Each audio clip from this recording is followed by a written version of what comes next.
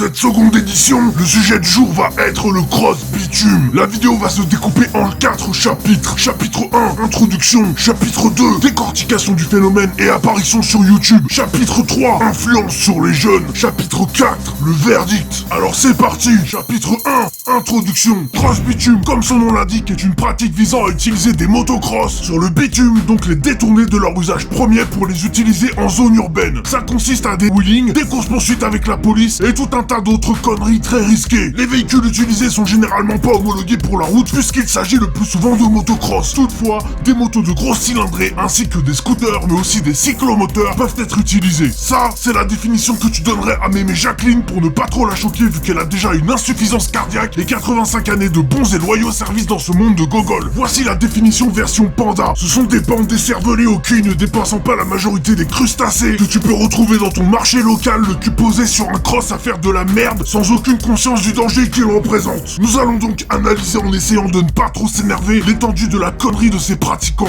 Aussi loin que je me souvienne, j'ai toujours vu des gens ugly faire les cons dans les quartiers avec des scouts, des motocross et des quads. Bah ouais, plutôt que de faire des choses intelligentes et productives, pourquoi ne pas s'éclater avec un 2 roues motorisé, pas homologué, bien souvent volé, faire peur aux passants, casser les couilles du voisinage et au passage narguer cette bonne vieille police de France qui n'a déjà pas assez de taf comme ça. Sans parler de mettre tout le monde autour en danger, sinon c'est pas drôle. Le tout à base de roues arrière, de prise de risque insensée et bien sûr au milieu de zones d'habitation. Ce qui est devenu à la mode ces dernières années, c'est que contrairement aux fins des années 90 et 2000, ils se baladaient par groupe de 2 voire 3 et principalement en zone urbaine. Aujourd'hui, tu peux trouver des belles brochettes de 20 voire 30 de ces attardés mentaux sur des axes urbains mais aussi sur d'autres axes comme voies rapides et autoroutes. Et c'est aussi à ce moment-là que cette soi-disant discipline a adopté son nom de cross bitume pour pomper un mouvement américain appelé Bike Life. Oui, parce que cette merde ne se limite pas à la France, c'est un normal, ils ont aussi leur lot de trisomiques aux États-Unis. Chapitre 2, décortication du phénomène et apparition sur YouTube. Quand on observe un peu cette pratique de plus près, on se rend compte qu'il y a énormément de choses à dire sur ce sujet. Sauf que je dois condenser au max pour ne pas dépasser les 10 minutes de vidéo, donc je vais me concentrer sur les plus grosses abominations du cross bitume. Une des abominations qui fait le plus réagir, c'est que les pratiquants ne portent pour la majorité aucun équipement de protection, même le minimum syndical a un casque. Mettre la vie des autres en danger, c'est une chose, mais pourquoi ne pas se protéger soi-même quand on prend de si gros risques? Ah mais oui, ça fait plus de live de ne rien porter. Bon, personnellement, ça me surprend pas, hein, vu la faculté intellectuelle de ces mecs, sauf qu'on le verra après quand il y a casse, ça fait mal. Seconde abomination, la prise de risque. Voilà le sujet principal de cette vidéo. Pouvez-vous m'expliquer, bordel de merde, c'est quoi votre problème? Vous tapez des roues arrière dans des quartiers avec des enfants, des mères, des passants partout. Vous vous dites pas une seconde que même si vous maîtrisez votre machine, il y a des facteurs que vous maîtrisez pas? Putain, mais vous êtes né sans cervelle ou quoi? Comme je ne parle jamais sans support, on va analyser et commenter ensemble quelques vidéos que j'ai prises sur YouTube. Première vidéo, bordel de merde, j'ai les nerfs. Voilà. En mode bécane de compète. En mode tocard de compète, ouais.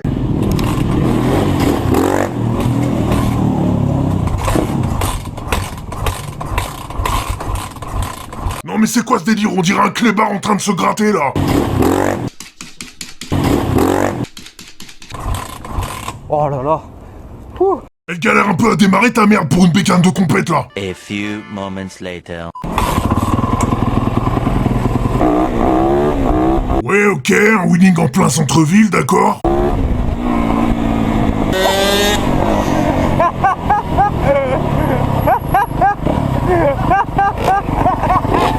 C'est filmé. C'est filmé, c'est vraiment. Ouais, voilà.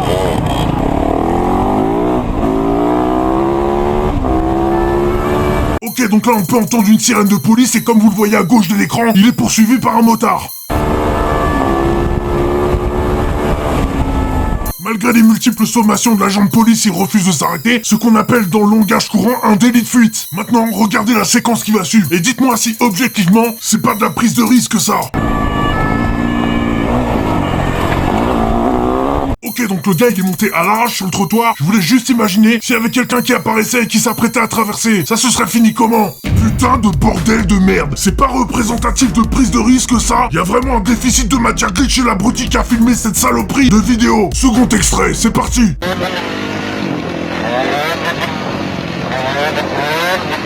Ok, donc lui s'est cru dans son jardin, normal. Y a des bagnoles qui circulent de partout avec potentiellement des familles dedans, mais rien à foutre. Bah ouais mon gars, Thug Life Spirit, hein. J'ai réussi ma roue arrière, ouais. Oh, alerte au gogol.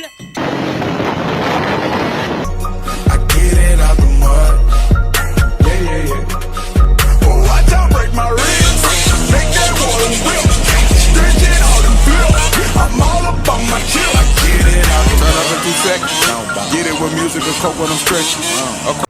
Non mais vous avez vu ça?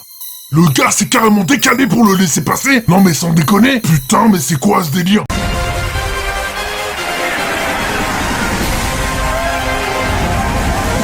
Bienvenue à Qui veut gagner des millions édition Babtou sans couilles.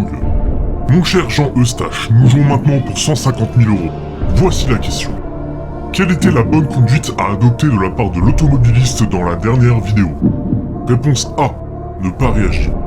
Réponse B. S'écarter comme un fragile. Réponse C. Lui mettre un grand coup de volant dans sa gueule pour l'envoyer dans le décor, ce fils de pute. Ou alors, la réponse D. Faire le 17. Oula, pas facile, hein. Déjà, la réponse C est beaucoup trop hostile. Je risque de me faire taper. Donc, déjà, pas la C. Non, j'hésite entre la réponse A, la B et la D, Jean Panda. Donc, je vais me décider. Je vais prendre la réponse B. C'est votre dernier mot? Oui, Jean Panda, c'est mon dernier mot.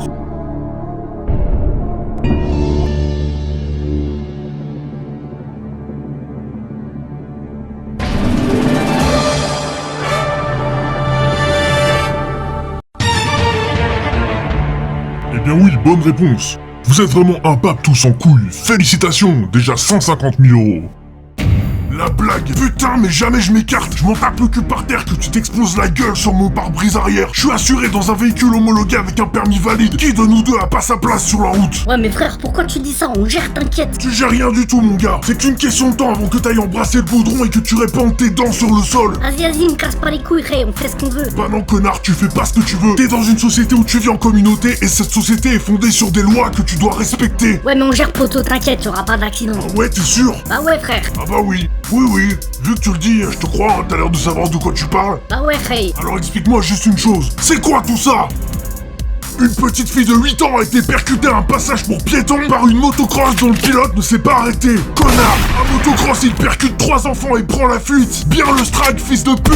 Un homme de 62 ans frappé par une motocross. Le conducteur de l'engin faisait des roues arrière au moment de l'accident. Il a pris la fuite après avoir percuté le retraité. Ta mère aurait mieux fait de t'avaler, espèce de fils d'inceste. Un enfant de 5 ans percuté par une moto folle alors qu'il roulait sur une piste cyclable avec son père. Le motard sans casque a pris la fuite. Bien t'as lâcheté, espèce d'enculé. Un enfant de 3 ans et son père décèdent dans un accident de moto. C'était son père de 26 ans qui était au guidon. Au moment de l'accident, ni le père de famille ni l'enfant ne portait de casque. Putain, mais sans déconner, c'est quoi ce délire? Encore un enfant victime de la stupidité de ses parents. Bon, maintenant, dis-moi, qu'est-ce que t'as à répondre à ça? Rien, t'as rien à répondre. Aucun argument ne peut excuser ça. Et vous aussi, vous vous faites mal avec vos conneries, la preuve en vidéo.